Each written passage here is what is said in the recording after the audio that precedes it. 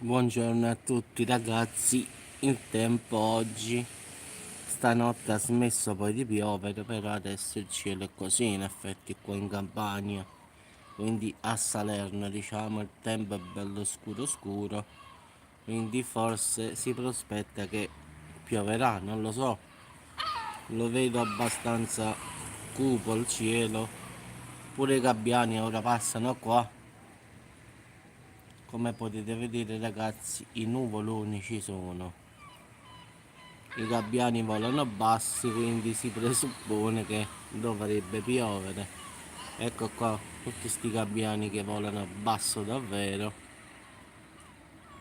Di solito si dice che quando i gabbiani stanno bassi piove, quindi in effetti il cielo è bello cupo cupo.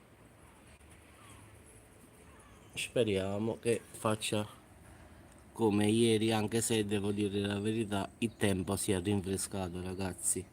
Non dico che fa freddo, però si sta bene.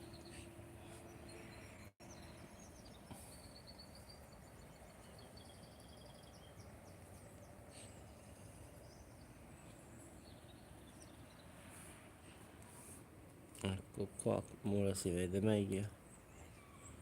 Comunque dobbiamo solo attendere ora che arrivi la pioggia. Diciamo che la pioggia che è caduta ieri già si è asciugata per terra in effetti.